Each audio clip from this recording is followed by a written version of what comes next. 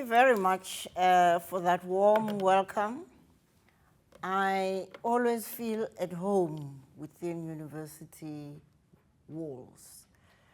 The most exciting thing about being in academia is talking to young people and hearing their challenges, and I hope that this afternoon we'll have proper conversations. I'm just going to give you some thoughts which you should feel free to challenge, and we can have a very good conversation. I decided to entitle my talk, Africa's Ill-Fitting Imperial Clothes. Why post-colonial Africa is underperforming its huge potential. Thank you for inviting me to share my thoughts on a subject that has been close to my heart. It is a subject that has preoccupied my mind since my youth as a student activist, as a young professional, a university executive, a World Bank MD, and an African citizen aspiring to retire. The simple answer to my question as to why Africa is underperforming its potential is that colonialism has not yet ended. It is not yet uhuru. The more complicated answer is the subject of this talk. I chose the metaphor of ill-fitting clothes to capture both the physical reality of the discomfort of being in ill-fitting clothes and the symbolism that ill-fitting clothes signal and the cultural, spiritual, and emotional impact they have on one's sense of self-worth and dignity. Ill-fitting clothes are particularly powerful metaphors of disharmony in the relationship to oneself, one's family, one's community. Clothes convey important ritual, symbolic, and ceremonial meanings. Ill-fitting clothes are particularly out of place in Africa. The picture captured by an early European explorer in West Africa is that of seeing these strikingly flowing robes that both men and women were wearing, and the jewelry they adorned their bodies with: gold, silver, and beads, which added to the majesty of the looks of our African ancestors. One might well ask, how have we come from that picture to wearing ill-fitting clothes such as suits and ties in huge, hot, tropical Africa? How have we come to wear wigs and tight clothes that are ill-fitting and ill-suited for our abundant hips as Mama Africas? It is always helpful when you're lost to go back to the beginning. Africa's post-colonial present can only be understood by going back to the beginning. That beginning is also the common heritage of all human beings on Mother Earth, given that Africa is not only the cradle of humanity, but the cradle of the very first human civilization. I would like you to come with me on a journey of exploration of humanity's evolution in Africa as the youngest species within the animal kingdom. Our common ancient ancestors evolved into whom we are today by learning from nature's intelligence. They learned that in the universe, everything is connected to everything else. They learned that the essence of being human is to be interconnected and interdependent within the web of life. They learned that human beings are at their very best when surrounded by supportive, loving relationships. Ancient African wisdom derived from these lessons led our ancestors to embrace a living systems values framework. This values framework enabled them to develop reverence for Mother Nature and to appreciate her gifts of life, land, water, air, energy as sacred gifts. The living systems framework is expressed as Ubuntu in Nguni languages of my country, Utu in Swahili, Umenala in Igbo. Ubuntu forms the core of African philosophy and practice. African philosophy was elaborated and systematized by the high priests of the then Kemetian Empire, now known as Egypt. These priests/scholars also developed an understanding of cosmology through detailed observation of the nature of relationships between celestial bodies such as the moon, the stars, and the sun. Ancient Egyptian prosperity was nurtured by leveraging the understanding of the relationship between the ebbs and the flows of the Nile River and the cycles of the moon. Scientific knowledge our ancestors developed in that period includes mathematics, architecture, chemistry, and many others.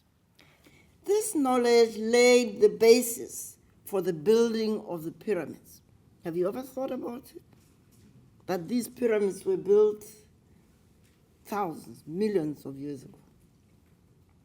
But also, the science laid the foundation for the burial rites that include mummifying bodies. You can't mummify bodies if you don't know chemistry and biology and physiology and all of that. These developments have left an indelible heritage in Egypt. This heritage has survived attempts at erasure by those finding it very difficult to accept that Africa is not only the cradle of humanity, but the cradle of the very first human civilization. The greatness of this scientific and philosophical knowledge system was such that it attracted scholars from far and wide. They came to study under the tutelage of Egyptian priests at the mystery schools set up as early as around 3000 BC.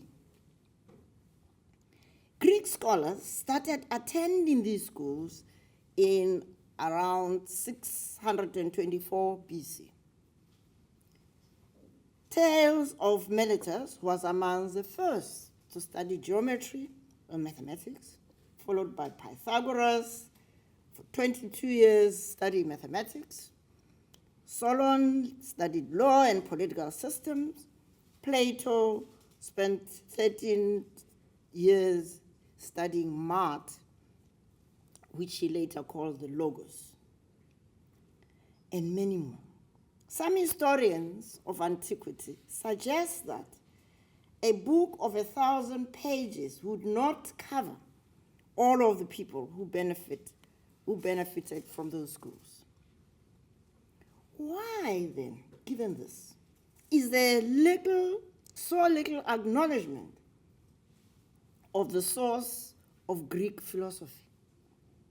Has anybody ever taught you that Greek philosophy comes from Africa?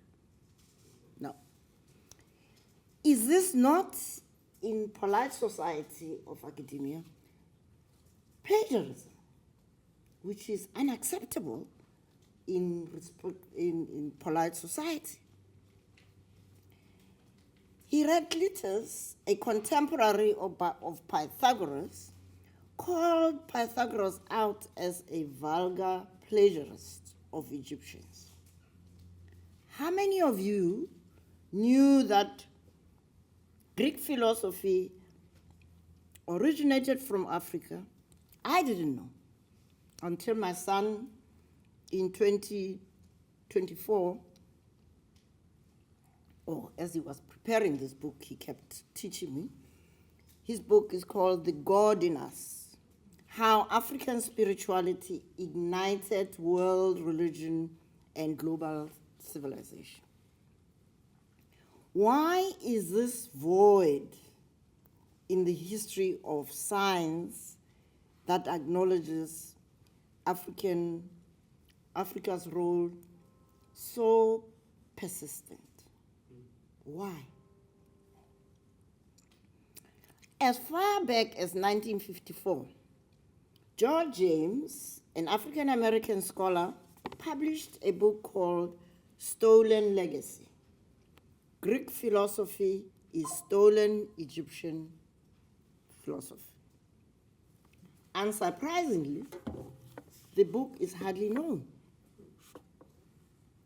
It contains too many inconvenient truths for Westerners to face up to. The same applies to the work of Senegalese polymath Cheikh Anta Diop. Do you know his work?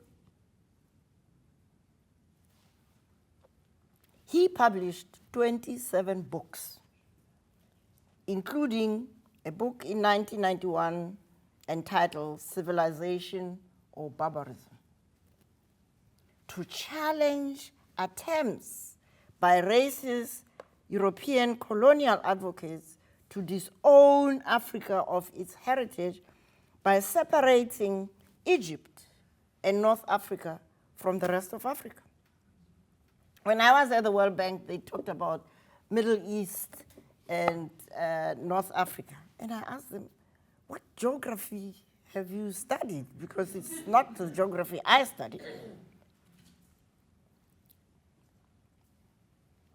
But the question I have for those of you here who are academics is, are you aware of these facts? Have you prescribed these books to your students? If not, why not? How often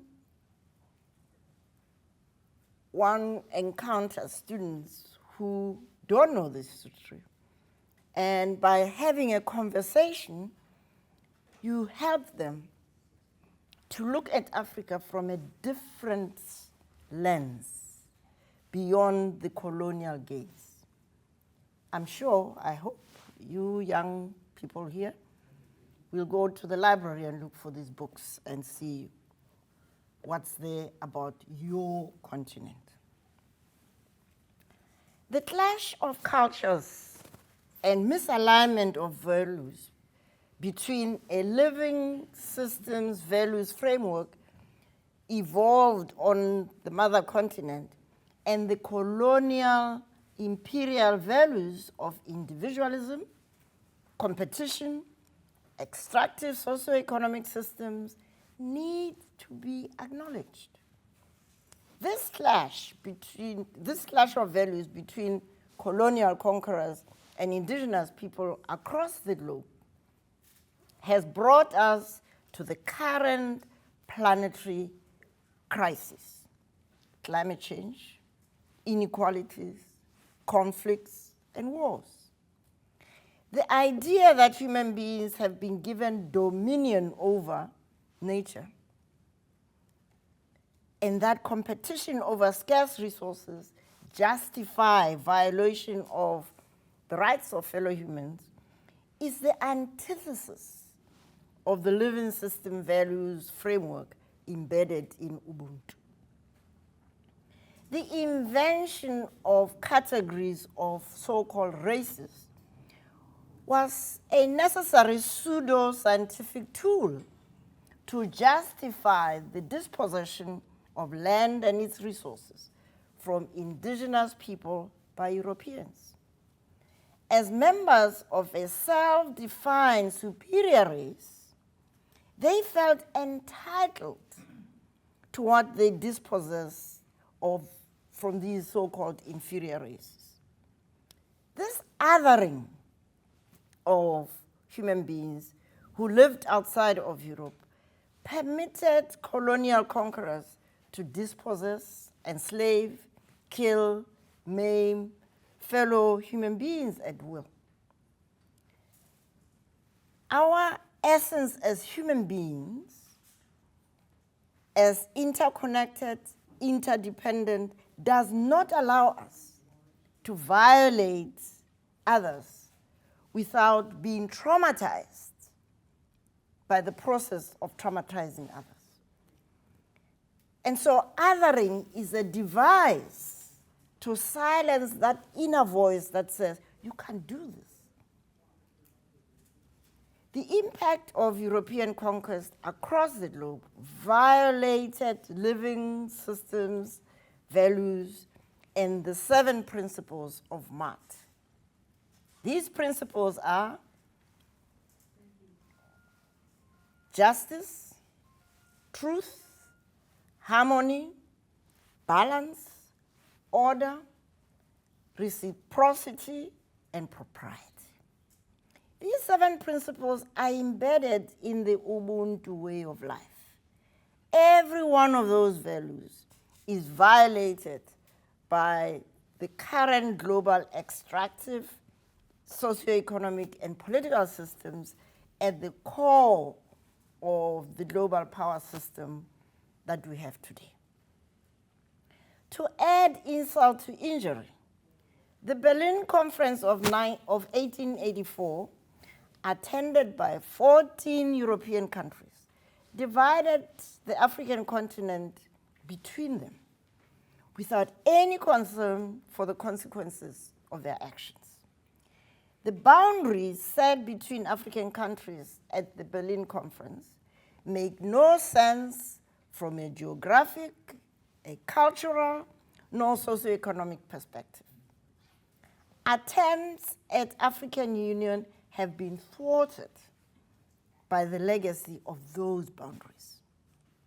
European divide and conquer handed post-colonial Africa a poisoned chalice. The most devastating legacy of colonial conquest is the intergenerational trauma it has left on the soul of Africa. Loss of the land of one's ancestors, considered sacred in African belief systems, inflicted deep wounds in the soul of Africa. African people were uprooted from the nurturing sacred soil of their ancestors. Their ancestral cultures and belief systems were silenced. African countries that had significant colonial settlements like mine were particularly hard hit by the daily assaults on their cultures and ways of life. My own country, South Africa, suffered severely from colonial settler impositions such as the migrant labor system, colonial spatial configurations of our towns and cities, and the destruction of the indigenous food systems. If you fly into Cape Town, where I live, you cannot but gasp at the beauty. But when you drive from the airport to where I live in Camps Bay, you can see the footprints, the wounds that have been visited upon that city. The 1994 political settlement in South Africa failed to include fundamental socio-economic transformation of our society. Today, as we speak. 70% of privately held land is in the hands of descendants of European colonizers. 70% of the shares on our Johannesburg Stock Exchange belong to European descendants. You wonder why they've come looking for asylum with so much in their favor. 64% of those living below the poverty line are descendants of indigenous people. 50% of young black people are chronically unemployed in my country. Africa is the only continent in the world in which the depth and the breadth of European culture finds expression everywhere. These are the symbolic and physical imperial clothes that I refer to. The imposition of Christian names by missionaries remain a permanent feature of African identity. Replacing African names with European ones hurts all the more because in African culture, names are sacred. They connect us to our ancestors. For example, I'm named after my maternal grandmother, Mamphela. Like many other people of my grandmother's generation in the 18th century, she was forced to assume a Dutch name, Aletta, as a requirement for becoming a Christian. I grew up with that Dutch name as my middle name. The first president of post-apartheid South Africa, Rolihlahla Mandela, was renamed Nelson on his first day at school in rural Eastern Cape.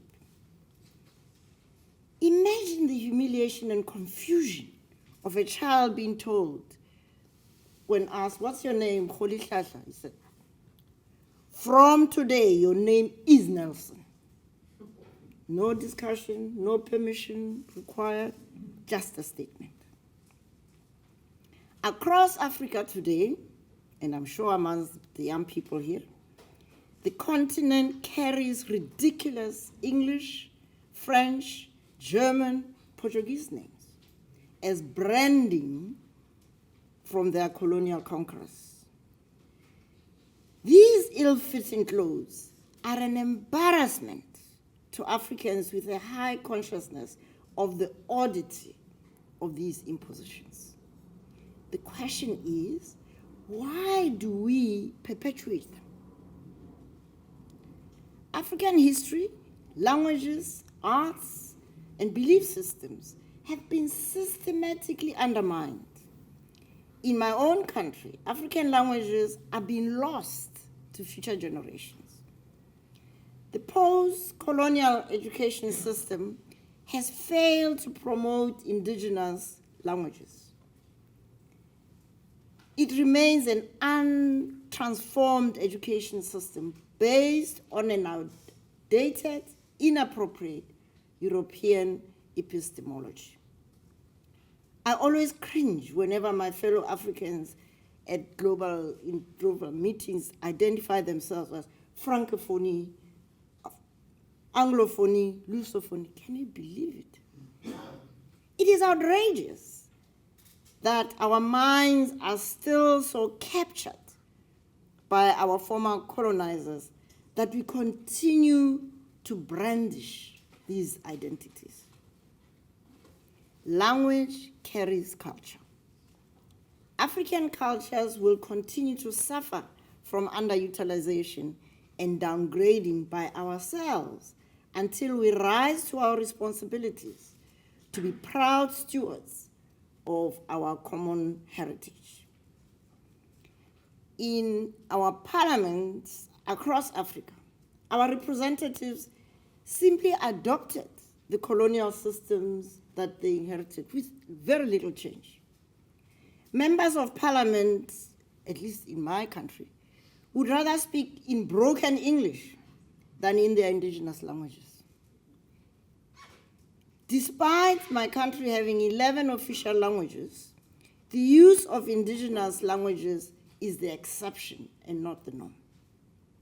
isiZulu, Sesotho, Kiswahili should have been adopted as the official languages in South Africa, with English and Afrikaans being an optional choice for people. But we failed to bite the bullets during the negotiations leading to 1994 and beyond. Zimbabwe is the extreme case of imperial branding. Judges of the High Court in Zimbabwe continue to wear white wigs made from horsehair. Can you believe it? These are imported from Britain at a cost of $180,000 every year. Imagine what we can do with that money. How ill-fitting to wear these wigs in hot Zimbabwe. Colonized mindsets are the only explanation for these oddities. The British, of course, are laughing all the way to the bank. Embracing alien systems and their values reflects lack of pride in one's culture and lack of due reverence for one's heritage. Post-colonial Africa cannot flourish under the alien socioeconomic and political systems it has embraced as part of political settlements with former colonial masters. There is an African saying that if you wear other people's clothes, essentially you are naked.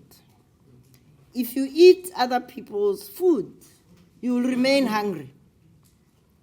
Africa's self-image and self-worth is undermined by its uncritical embrace of alien systems. Africa must re-embrace the indigenous living systems values framework to enable it to transform its socioeconomic and political systems accordingly. After more than 6 decades of experimentation with imposed European democratic and neoliberal socioeconomic systems, it is time for change. Imposed competitive multi-party political systems are unlikely to work. The capitalist system is using the power of money to drive multi-party electoral systems. The choice of political leaders is also driven by special interests. Money-driven politics is not only common in Africa. It may be that it happens here, but I don't know, you'll tell me. Most political parties that have emerged from post-colonial liberation struggles have morphed into state capturers. They have abrogated to themselves the right to govern regardless of the will of the people. Many actively discourage civic education for fear that an educated citizenry would demand accountability from public representatives. Professor Kara Asmal, my favorite late Minister of Education in the early 2000s, tried to introduce civic education in the South African school system. He was stopped in his tracks by President Thabo Mbeki, who told him, it's time to put that aside and get on with the business of government. South Africa's laudable constitution works largely for elites. Criminals also benefit because they can pay good lawyers to protect them under the human rights framework. While most young citizens graduate from our universities without understanding what it means to be a citizen. What are their rights and responsibilities, and how can they exercise those in order to elect people they can hold accountable to public life? Governing parties across Africa have adopted the colonial practice of state capture that benefits a few at the expense of many. Those who don't know what state capture is imagine exactly, let's take your own country. The indigenous people lived here. They had their land, they had their ecologies, and you just arrived. Your ancestors just arrived and took over. That's capturing the land that doesn't belong to you. Now, our so-called liberators love this model of colonial state capturing. So they are doing exactly the same. Look at Museveni. At his age, he'll come out in a coffin. That's the only time he'll stop being a leader. Because liberators have become oppressors. Africa's youthful population remains its greatest asset.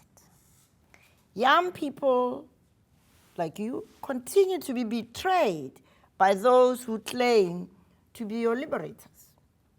60% of Africa's population is under 25 years. So you are the leaders you're waiting for. This offers Africa a massive demographic dividend to drive prosperity, innovation, creativity, and transformation. African leaders have failed to harness this potential into an engine to shape a future of prosperity for all. We must cultivate this beautiful gift of the ancestors so that we can be able to have Africa as the success that it could be. 60% of the world's uncultivated land is in Africa. We can become a breadbasket tomorrow, and we can reimagine our trade relationships. Anyway, let me conclude. The future prosperity of Africa demands the jettisoning of imperial clothing. I hope I've made the case. Africa must explore and adopt indigenous political systems that operate on a living systems values framework and the 7 principles of Marx, which I mentioned. Public servants must be held accountable to those 7 principles. Africa's enormous endowments of natural, mineral, and youthful population need to be leveraged to reshape the terms of engagement in trade, political, and cultural relationships with the rest of the world. Morocco is a great example of how to transform natural endowments into active platforms to generate well-being and prosperity for all. Morocco used to export raw phosphate, but they have a man called Mustafa Terab who's turned the OCP group into a massive industrial platform that's producing everything, including energy. Botswana is another shining example of the promise of a different future. Its founders chose to build a democracy incorporating Botswana's cultural practices of mahotla, where people had democracy bottom up, sitting and discussing what matters, and then being able to review legislation and policies before they're passed in Parliament. And in Botswana, last year, young people, the under 40s, took over as the leaders of Botswana. So what's your plan? Young people are reshaping the socioeconomic system into one that is more appropriate. African unity is imperative to future prosperity and well-being for all. Africa will forever remain subservient to the rest of the world unless it implements its own decisions to work towards unity, as set out in 2015 in a document called Agenda 63.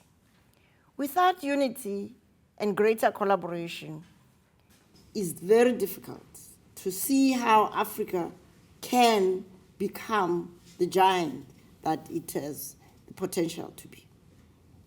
Africa is likely to remain in its ill-fitting clothes on a playground controlled by powerful global interests. And yet, my hope is in the youthful population. Young people are becoming more conscious of their power to shape the future they desire. In my own country, a growing number of the 18 to 50-year-olds are seeking ways to engage in political and socio-economic processes to become leaders, the leaders they've been waiting for. Fundamental transformation of our education system is essential to support the rise of these young people to their responsibilities. Academic institutions, Professor, must collaborate with others in the education system to embrace an epistemology and curricula that reflect our rich, common African heritage. How we teach also needs to change into a more interactive form so that we can have empowerment and the unleashing of the potential of all young people. Africa's opportunities lie in promoting self-liberation of its youthful population from ill-fitting clothes. Africans must proudly wear their beautiful African clothes, both on their physical bodies and, importantly, in their hearts and minds. They must become champions of reimagining Africa and working across boundaries to re-embrace the wisdom of our ancestors.